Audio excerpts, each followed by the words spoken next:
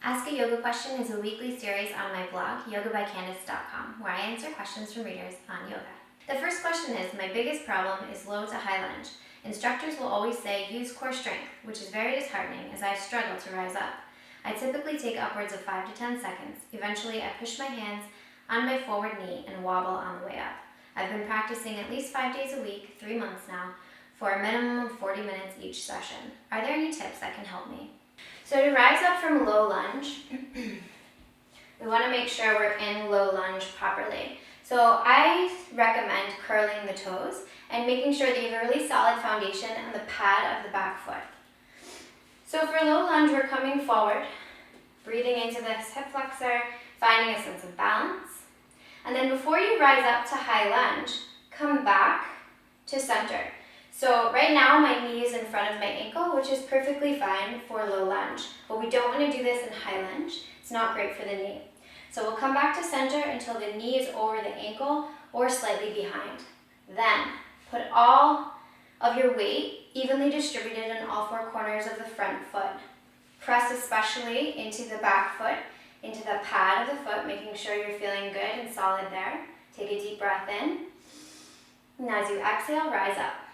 How can I get deeper into pigeon pose? I can barely move my bent knee to be more parallel to the top of the mat, and I barely feel any stretch when I bend over in this position. So coming into pigeon pose. If your pigeon pose looks like this, you can't get this foot out, meaning you can't bring your shin so it's parallel to the short edge of the mat. That's really okay. It just means the back of your hip is very tight, and that's what happens when you're a beginner. Your hips are tight. It's no big deal.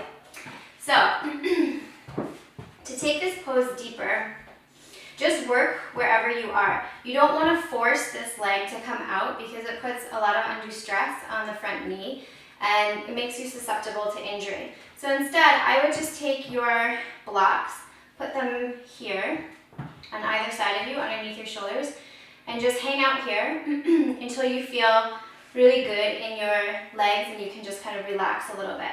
If you need a little bit more support, I'm just going to switch sides. If you need a little bit more support, you can take the block and place it just under your sit bone. You don't want to like ram it underneath there. You just want to have a little bit of support. This is going to help to bring your hips to face more forward because I often see that people are kind of up here with their hips being uneven. And then as you stay here, you just want to breathe and breathe into any areas of tightness. Roll your shoulders back, puff your chest out, and you're working the hip flexor of the straightened leg. When you bend forward to take it into the other side, you might want to be here, or maybe you're really tight and you're up here. That's okay. Wherever you are, you're taking the stretch now into the back of the bent leg. So just move as far forward as you can until you feel something. And when you feel something, stop and explore what it feels like, making sure it's just a tense sensation and it's not on the brink of injury. And then when you're ready, you go even more and more forward. So again, you want to have your hips even, and you can always reach back and feel if they're even or if one side is higher than the other. The best advice I can give for pigeon pose and for anybody trying to increase flexibility in any pose is just patience and consistent practice. Malasana or garland pose isn't too difficult for me. However, I wish I knew how to get the heels of my feet to touch the floor without me falling back. My heels are always raised by an inch or 2. For garland pose, we're taking the feet out about 45 degrees. Beginners should start with their heels up high, hands in prayer position, and then you just want to press the elbows into the knees so the chest opens up, the shoulder blades draw toward one another, and then you can slowly make your way down onto your heels.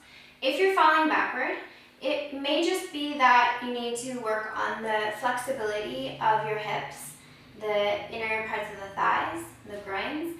So you want to press into the elbows, and then you might even want to lean forward a little bit, just stick your head out a little bit and see if that helps to find your center of gravity. Another good thing to remember is distributing the weight evenly on all 4 corners of both feet. I can twist pretty deep in seated spinal twist. However, I can't do the bind at all. Are there any prep poses I can do for this? For the bind for seated spinal twist, you want to have the one hand come back behind you in line with your spine. Lift the other arm, hook at the elbow, and we want to twist from the navel. So with each exhale, twisting a little bit more. You want to bring the hand in to the hole with your leg and then grab hold. So here my shoulder blades are drawing toward one another and my chest is open. So I think that's the key to having a really open chest, a lot of flexibility in the shoulders. And one of the best poses you can do for that is a yin pose.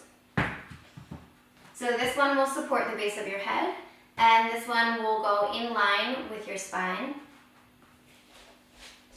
So you want this part to be your upper back, between your shoulder blades.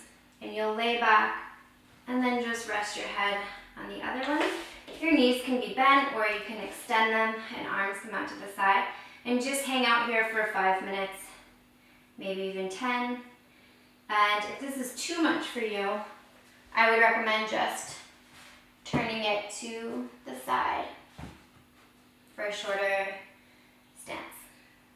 I'm trying to figure out what other poses would be considered intermediate level.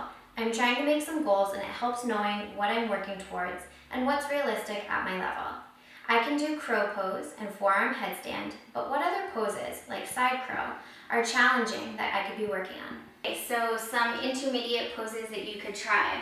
Ashtavakasana I really like. It's when you bring the leg up. I have a whole blog post on it, but this is a really fun one. You may also want to do flying baby pigeon. You start in standing pigeon. Bring the hands down shoulder distance, hook the foot. Use your core strength, look ahead, lift.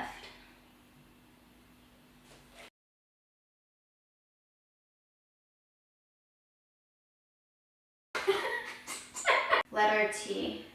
This is not a capital letter T, right? Is that a capital letter T? Then please like, comment, share, and subscribe. I'm done.